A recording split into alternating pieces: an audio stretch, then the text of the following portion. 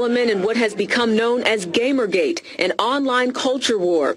After the bold part that you quoted, Luke writes, in terms of how they use the word gamer, and this is clearly his interpretation, he says, it's being used in these cases, this term gamer, it's being used in these cases as shorthand, a catch-all term for the type of reactionary holdouts that feel so threatened by gaming's widening horizons. If you call yourself a gamer and are a cool person, keep on being a cool person. Hello and welcome back to episode 2 of Neutral Good, a show exploring politics and gaming. I'm your host, Tig. This season of Neutral Good is about hashtag GamerGate. And if you haven't gone back and listened to episode 1 about Anita Sarkeesian, then I highly recommend you give it a chance. I'll leave a link in the description. And to be frank with you, the whole GamerGate thing is depressing. It was the opportunity to finally kick the teeth in of social justice warriors and Tumblrettes and draw a fucking line in the sand and push back against all these hypersensitive cunts. And for a while it was working really, really well. Meet the internet aristocrat, an alt-right shitposting YouTuber from the early 2010s who made videos about current internet and gaming culture from the lens of a young man who's been marinating for years in the internet's favorite cesspool, 4chan. Here he is sarcastically praising Anita Sarkeesian on an entirely unrelated video about Mighty Number 9. And let's not forget about Anita. Why, I have my box set collection of her DVDs sitting right next to me. It's a place of honor. I want it within reach so I can watch it at any time. All 18 episodes, 9 hours of content, and it was delivered so punctually. 3 months after she got that money, she had all that done. That is such determination and hard work. That was $160,000 well spent. So I'm sure you could imagine the excitement people felt when a certain spiritual successor to a franchise that's been beloved for many years was announced on Kickstarter. What you're about to hear is from one of the first videos discussing proto-GamerGate. It doesn't really have a name yet. The energy isn't entirely focused yet, but you can hear the beats. Now, what started all of this off was a WordPress blog called Thezoepost. This was put up by a man named Aaron, who is Zoe Quinn's ex-boyfriend. In the entirety of the blog post, which is extraordinarily long, he goes through a laundry list of complaints as to why the relationship failed and why he's upset. I had a hard time with how to introduce the actual Zoepost, the blog post that started this, but I figured we should learn about it in the same way that many folks at the time heard about it, through the lens of Internet Aristocrat's video. I have trimmed this a bit for time, but he's not entirely wrong. It is written by Aaron Joney, Zoe's ex-boyfriend. It is very long. It is a laundry list of grievances from an unhealthy relationship that didn't pan out. Let's hear what else the video has to say. It started to have authors who are writing pieces condemning the gaming audience as being sexist and misogynistic, as being racist and bigoted, as being overly violent rapist. This has been seen on Kotaku, on Rock Paper Shotgun, on Destructoid, on The Escapist, on any website you can name. This has been transpiring for the last 5 years. It seems more and more these outlier pieces have become the standard, and that the narrative put forward in them has become cohesive and refined, like a talking point targeted at us as the audience. And there's a reason for that. And Zoe Quinn and what's happened over the last 3 days helps to point that out. That is why this is important, and it needs to be talked about. This has nothing to do with her as a person in a relationship. I don't care that Zoe Quinn fucked 5 guys. I don't care that Zoe Quinn cheats on people she's in a relationship with. That's on her. That's her own personal accountability. Her ethical and moral failures as an individual are for her and her partner to deal with. However, when the people she's having an affair with, when the people she's cheating on her boyfriend with happen to be able to help her career through their actions related to the industry that she's in, then it becomes a piece of public discourse, and it becomes important because it helps to highlight a massive flaw in the Fifth Estate.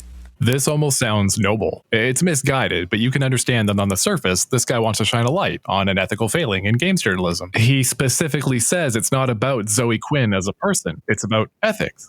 Now, if you're like me, you've grown up watching mainstream media, television media, die a death. And it didn't just die this death because of the invention of the internet. It died because of its lack of ethical standards. I'd be surprising no one by telling them that Fox News and MSNBC and CNN and every other mainstream media source you can name is corrupt. We've seen this happen, and we've seen the result of their reporting afterwards. Backroom relationships, money changing hands, manipulation, illicit acts have slanted old media to the point where it's unreliable and no one trusts it. So when the Fifth Estate emerged, when we had internet journalism, we felt like we had something we could believe in. We were going to report to each other. We were going to be the honest people. We weren't going to let other outside factors influence truth. But it has not happened that way. And what took a century to kill old media has taken mere years to undermine new media. So let's start at the beginning and see what the hell is going on here and why this keeps being pushed down and why nobody's talking about it. The idea that nobody's talking about this is a pretty overly used trope, even in 2014. In fact, you can easily find articles written 10 years ago about some pretty glaring issues in gaming and games journalism that Internet Aristocrat is conveniently oblivious to, or willfully ignoring. Lee Alexander has been publishing articles about gaming culture and its problems in major magazines and websites for years, and had been doing so for years prior to Internet Aristocrat's videos. And that is where our WordPress blog, Thezoepost, comes into play. Because now we get to see from the perspective of somebody who knows her personally, namely Erin, and their relationship. Now, the interesting thing about the Thezoepost blog is that it chronicles and has captures of interactions on social media. And we get to see what kind of person Zoe Quinn is. And we get to see how she's a liar and a manipulator, and how the people at WizardChan who put together that album that's linked in the description weren't really bullshitting you when they said she's fucking making it up. Now, at the heart of the Thezoepost, aside from all the things that Erin wrote down about her, aside from her white lies and her omissions of truth, besides the deceitful behavior and manipulation, is the infidelity. And he names specifically 3 people in his post. He omits 2 names. Of course, due to technological wizardry of other people, those 2 names have been found. And so this is a list of 5 guys. And again, I'm not putting their names out there because I think it's wrong she cheated in a relationship. I'm putting those names out there to show you, or to start to show you, how corrupt gaming journalism and game development have become. The biggest fucking issue that we're looking at right now is the name in the middle, Nathan Grayson. Who is Nathan Grayson? And why is it important we talk about his and Zoe's relationship? Nathan Grayson is a video game journalist. Nathan Grayson is somebody who wrote for Rock Paper Shotgun and currently writes for Kotaku. Nathan Grayson is somebody who has published positive pieces about Zoe's game, who has given her publicity, and who has marketed her product while having sex with her and not disclosing it. Whoa, that's a pretty big allegation. What's the source on this again? Let me check my notes here. A WordPress blog post? Well, in 2014, we surely don't have any way to vet these claims, do we? I'm going to read you an article from Stephen Totilo, the former editor-in-chief at Kotaku. In recent days, I've been asked several times about a possible breach of ethics involving one of our reporters. While I believe no such breach occurred, I feel it is important for Kotaku readers who have questions to get clear answers. The questions involve Nathan Grayson, who began writing for us part-time in March and joined us full-time in July. The allegations have been extreme. Nathan has been accused of in some way trading positive coverage of a developer for the opportunity to sleep with her, of failing to disclose that he was in a romantic relationship with a developer he had written about, and that he'd given said developer's game a favorable review. All of those troubling claims we take seriously. All would be violations of the standards that we maintain. Having spoken to Nathan several times, having looked closely at the numerous messages sent our way by concerned readers, and having compared published timelines, our leadership teams find no compelling evidence that any of that is true. On March 31st, Nathan published the only Kotaku article he's written involving Zoe Quinn. It was about Game Jam, a failed reality show that Zoe and other developers were upset about being on. At the time, Nathan and Zoe were professional acquaintances. He quoted blog posts written by Zoe and others involved in the show. Shortly after that, in early April, Nathan and Zoe began a romantic relationship. He has not written about her since. Nathan never reviewed Zoe Quinn's game Depression Quest, let alone gave it a favorable review. Given the information available to us, both from Nathan and all sources presented online, I have no reason to believe any further action need be taken. The situation is fraught for all involved, including our readers, whose trust is paramount. Inquiry is always welcome. The article I just read, again written by Stephen Totilo, the editor-in-chief of Kotaku at the time, I will link it in the description. It came out a day after the Five Guys video that we we've been listening to. But if that was the end of it, I would not have recorded this series. So enter TotalBiscuit. I'm joined today by John Bain, known to many of you in the gaming community as TotalBiscuit. He is a gaming commentator and critic on YouTube, also known as a video game broadcaster. Now, by this point, TotalBiscuit's pretty well known amongst normie gamers in the sense that his videos will get recommended to you on YouTube no matter what kind of games you played. You probably have heard content from him. You've probably read a review or seen a video or heard a podcast or something. On August 18th, somebody on Twitter named Jake Eldon reached out to TotalBiscuit saying, "Hey, TB, I was wondering if in your next content patch you could address the Zoe Quinn scandal and the overarching ramifications." TotalBiscuit replied, "I know of no scandal. Helping out friends in the industry is commonplace. That and her game is free, so nobody is getting ripped off." Jake Eldon replies, "I think the concern is that regardless of the price of her game, a journalist shouldn't give praise when there is a clear conflict of interest. I just thought it was interesting. It is your show after all. Just hadn't seen a lot of discussion." The replies are folks glomming on saying, "Yeah, cover this. This is obviously a scandal. You know, she's sleeping with industry journos. How are you not covering this?" There's multiple replies saying that TotalBiscuit himself must be trading sex for not talking about this so as to lump him in. So, on the same day that Internet Aristocrats 5 Guys video drops, TotalBiscuit posts a twitlonger saying this. The long and short of it is that Zoe Quinn, the developer of Depression Quest, is being accused of exploiting the nepotism that tends to plague this industry by getting a bunch of favorable coverage from people she has supposedly slept with. In addition to this, videos supposedly critical of these actions have been taken down from YouTube with copyright claims, including a video by a smaller channel called Mundane Matt. It's difficult to tell what is true and what is not. 4chan is all up in arms over it, which means that alongside any truth, there's always going to be ridiculous stories and trolling attempts. The kind of places posting information about this whole thing are also places I take with a pinch of salt, or who have already clearly outlined agendas. Internet Aristocrat did the main video on this, a channel mostly dedicated to debunking SJW topics and complaining about how prevalent they are in today's media. What is clear, however, are 2 things. Using the DMCA to take down criticism of your product is a terrible idea and is unethical, if not in many cases flat out illegal. Don't ever fucking do this, blah, blah, blah. And that she apparently took down his video because it used a picture from the game without permission. All of this comes from the bits of the Internet Aristocrat video that I've cut just because there's just too much to go into. All of this paragraph is from that part of the video, and that part of the video was debunked. The copyright claim on this other YouTuber was made by somebody who named themselves Zoe Quinn in the content ID system to do the copyright claim, but was not Zoe Quinn's copyright claim. He continues, "However, it is entirely possible that she did not issue this claim and that it's someone impersonating her. It's easier than it should be to do this on YouTube because YouTube's system is terrible. That's always worth bearing in mind, even though the evidence I've seen up to this point seems to indicate that she is responsible." Again, you can't see very far in a shitstorm. So he spends way too much time giving it credence, and then all of this stuff turns out to be debunked pretty quickly. The Kotaku article debunks a lot of the ethics issues, and yet TotalBiscuit, who is a name that many gamers trust, is already spreading just about all of the unfounded claims from the video to a much wider audience, and generally just giving credence to the ethics angle versus the misogynist roots of where this really came from. There's just one problem. It didn't happen. Not the harassment and death threats. That all happened to barbaric proportions. We're talking about the manifesto. Zoe Quinn never traded sexual favors for positive reviews of their game. They never did it to try and boost sales or generate more money. Because the game is free. It always was.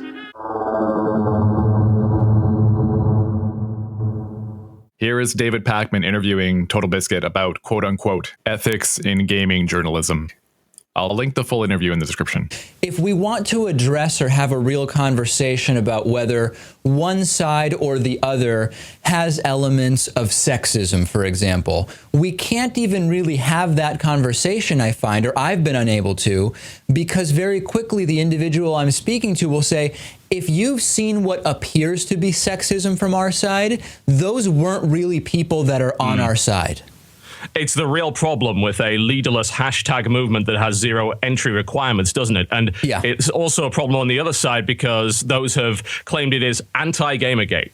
But anti-Gamergate isn't really anything unless you are taking part in a hashtag like, say, Stop Gamergate 2014, which didn't go anywhere. Then all you're really saying at that point is that there's some organized other side. And there clearly isn't. And more to the point, I would say that even Gamergate itself is not a side. There is so much disagreement within it. No, and it seems that there are these two sides within Gamergate, right? The one that says I'd say there are more than that, or frankly. Well, at least the two big narratives seem to be, and correct me if I'm wrong, Gamergate is about journalistic ethics, or Gamergate is about misogyny and racism within games. I wouldn't say that those are the only facets of it. There are those that believe in the notion of social Marxism and the infiltration of progressive radical social justice ideas into gaming media and gaming journalism. And some people object to that. Some people do not object to it. There are people in it solely because they feel alienated by the games media that they trusted for so long. And that really boils down to the Gamers Are Dead articles that were released. There are people in it solely for that reason. And yes, I do believe there are some people, a minority, but some people that are in it to cause trouble.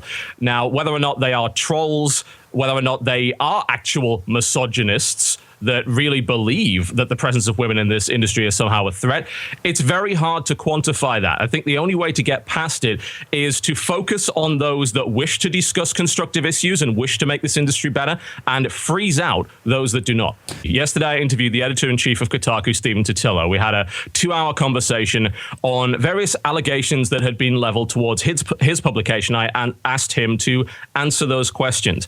Now, he does not believe that they need an ethics policy, and he believes that instituting one would simply be an opportunity for people to say gotcha at particular moments and to rifle through his site's history, which is a valid concern. I don't have an ethics policy written either, but I'm also very clear when I create videos and especially advertorial content as to my level of disclosure and what I'm willing to do and what I'm not willing to do.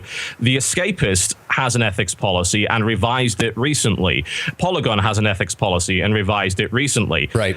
But Jenny was correct in saying that it's all well and good to do so, and I think that's a very positive step forward, and it also does a good job to prove that actually even early on this thing definitely was about ethics to some degree. But we need to see how they implement that. And then there is a great deal of disagreement going forward from people as to what these sites should be doing. Some people believe that Polygon, which has self-identified as a progressive site now in a recent letter from their editor-in-chief, should not be injecting gender politics into reviews. Some people believe that that is okay. Some people believe that the problem is merely the scoring system that they use, and that the removal of the score and aggregation on Metacritic would allow them to espouse these perhaps more niche views without worrying too much about whether or not the score is going to impact things like developer bonuses or drag down attention online. Well, let's pause there if we can, because I think this is an interesting thing. Sure. Would you agree? I see it from my point of view. I see two very different issues that you've presented there. On the one hand, there's this issue of disclosure in terms of what money has changed hands, what promises have been made, and what are the relationships between the reviewer and other interested parties. That's one issue. Yes. A very separate issue is the, quote, injection of gender politics, which, as I see it, people can agree or disagree with that. People can have a view that is sympathetic to those issues within gaming or not. But really, that's not an issue of ethics, I believe, because a publication, my program is an opinion program. It is a progressive program, and it is certainly my view. Someone can choose not to watch my show because they don't want to hear that point of view. But to say that ethically there's anything wrong with having a point of view, I totally disagree with.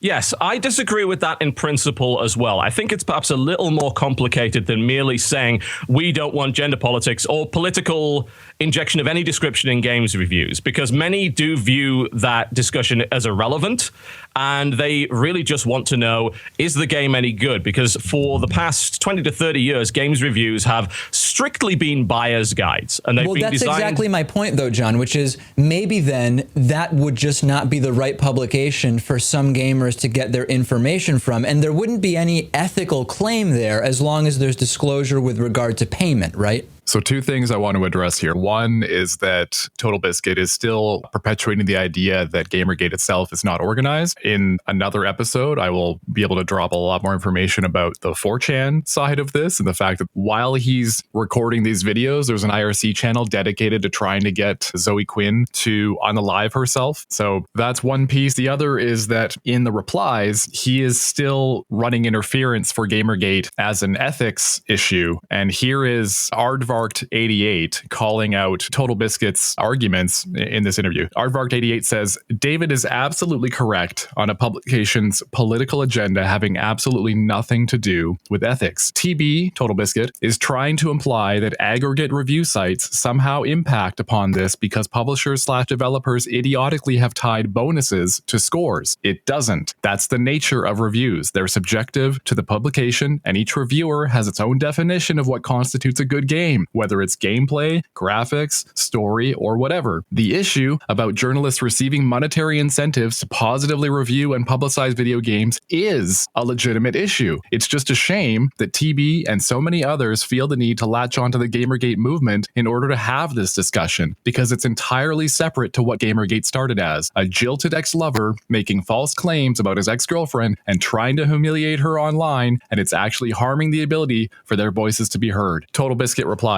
I've been speaking about the ethical issues regarding this since day one. If anyone is doing the latching, it's those that are trying to tack GamerGate is literally ISIS or GamerGate is a right-wing hate movement. I was here talking about ethics before this thing was even called GamerGate, and I'll be talking about them long after it disappears. I will agree with you on one thing. Focusing on someone's relationship is harming the ability for voices to be heard, which is why I'm using mine to steer the conversation in a more positive direction. I'd ask you join me. So while he says that, in the interview that he just talked about with David, where he says that he interviewed Stephen Totilo, he still brings up the relationship issues as the primary concern. I will link this interview in the description as well. It is about 2 hours, and I highly recommend you check it out for yourself. Stephen does a great job, I think, of explaining how much of a nothing burger most of this was and why Kotaku approached it the way they did, which to me seemed honest and in good faith. We're going to dive into some pretty heavy topics, and we're going to be talking about allegations of conflict of interest specifically, and then we're going to be talking about a number of different things that are going to be more industry focused and perhaps less involved with Kotaku itself, but something that I would value, and I'm sure the viewers also would value your perspective on. So let's dive right into this. Now, allegations were raised that Nathan Grayson had a friendly and then romantic relationship with a game developer. Right. Now, around this time, he penned an article, which was not a review. It was an article that focused on the failed Polaris game jam. And as for his sources, he referenced Zoe Quinn and he referenced Robin Arnott, I believe.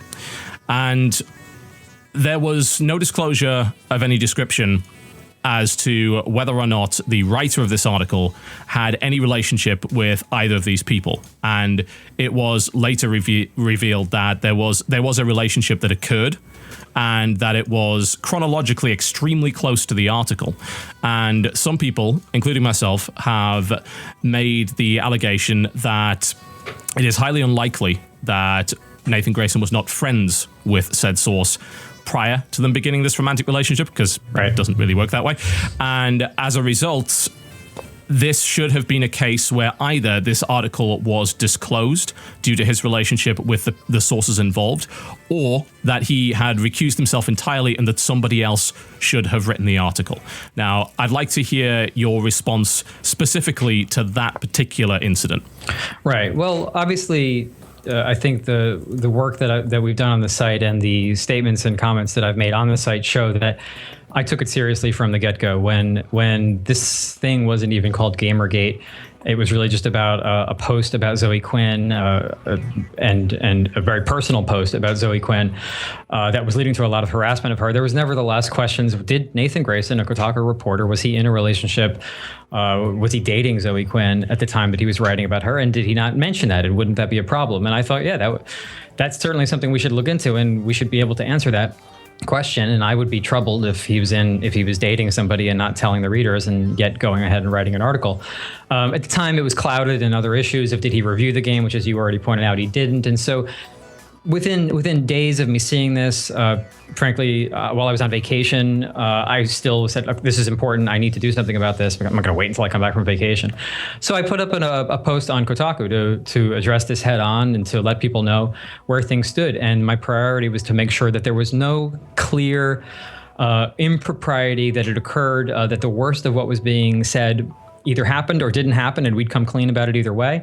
And that was my priority to figure out, and that's what I addressed at the time. And I hope that showed an act of good faith on my part in order to take this stuff seriously and to recognize the gravity of it. But what you're talking about, we begin to move into the more murky areas of when are we friends enough that I should be disclosing in an article? And you have your read on the likelihood of whether the degree to which somebody would be friends or close to somebody within days of them hooking up with them romantically. But really, it can be different for every person. It can be different for any pair of people. And what I'm looking at from my perspective is, what do I expect reporters to be doing? What do I expect a reporter like Nathan Grayson to be doing as he's covering the San Francisco game development scene? I don't expect him to be staying home. I don't expect him to only be coming out of his house when it's time for a publisher preview event, or when it's time that a game company or an indie developer said, it is now time to cover my game. I expect him, as he does, to go out and meet game developers, AAA developers, indie developers. I expect him to find sources, make connections, as I have done with sources of my own, get a drink with them, go to dinner with them. At some point in the process of reporting, and in my experience, I've been doing this for over a decade at this point, you find certain sources you prefer talking to. You find people that you recognize, you could be friends with them. If this was a different field, I would say, okay, maybe I will try to be friends with them. But I try to draw that line. I don't want to consider myself to be the friend of anybody I might be writing about, but it can be tricky because, sometimes there's nice people or whatever, you like them. And we wind up in these murky areas where at what point has a reporter crossed a line that they should be disclosing? And the Nathan situation, as far as I understand it, did he know Zoe Quinn? Sure, of course. He didn't try to hide that. Was he friendly with her? Or was he friends with her? Or was he professional acquaintances with her? We're in a realm of not really being able to classify that, I think, one way or the other. And so we have to look at the behavior of the reporter, and we need to look at the body of work and what we assume. But we're in the realm of assumption. My read on it, my understanding from Nathan, my understanding from Zoe Quinn, my understanding from anything anybody's ever sent me about this, is that the timing of the article in proximity to the relationship certainly raises questions. My understanding, based on everything that I've been told, based on everything I've understood, and based on how I expect reporters to be reporting, is that the two of them knew each other. The two of them had some degree of reporter-source relationship. I am not convinced that they had crossed a line, that they were of a level of friendship that compromised him to a point where he felt he needed to disclose. But this is not something we can ever draw a clear line on. If you and I do this podcast here, are we friends? Maybe not yet. If we do another one a month from now are we friends? What about the month after that? At what point, if I were writing about you, would I need to disclose? Oh, I regularly do a podcast with TotalBiscuit. Okay, well, what point would I disclose? I'm friends with TotalBiscuit. When would that friendship technically begin? If at some point you and I get married, or we're dating, or something like that, or we discover that we're long lost brothers, have the same parents, at that point, clearly we are on the other side of a line of necessary disclosure. But before that, the reporters, I find, will continue to confront this area of murkiness. And it is simpler when you have a reporter who's not at all in a scene. When you have a reporter in a scene, there is going to be murkiness. And that's why the second thing that I wrote about GamerGate was about, and it involved Patreon, it involved some of the other things I know you want to talk about. But I said right at the top of that article that we are well aware that this has raised questions about what we are. Actually, I'll just read it to you, actually, just to help you out. Let me scroll up on my monitor here. I can get it for you. I said, we've long been wary of the potential undue influence of corporate gaming on games reporting, and we've taken many actions to guard against it. The last week has been, if nothing else, a good warning to all of us about the pitfalls of cliquishness in the indie dev scene and among the reporters who cover it. We've absorbed these lessons and assure you that moving ahead will err on the side of consistent transparency on that front too. What's important to me there is, and I hope is important to our readers and even to the people listening and watching this, is that we get it. We get it that there is skepticism. We get it that to some, it just doesn't look good to be dating a person that you wrote about the week before. And I get that. I'd rather my reporters weren't dating developers, frankly. And thankfully, it's extremely uncommon. But once it happens, the best that we can do is say, please judge the overall body of work. Please judge how this reporter and all of us disclose and don't disclose going forward. I mean, I've written pieces about N-Guy Kroll. Everybody knows, I think, who knows him and knows me, that we're good friends. And when I've written about him, I've certainly acknowledged that we know each other. I don't think there's any reason with Kotaku that we can't do that. Again, please check out this interview in its full format. I will link it in the description. Thank you for following along in this episode of Neutral Good. We have so much more to cover, and there's just not enough time to do it. There's so much more coming up, and stay tuned for episode 3.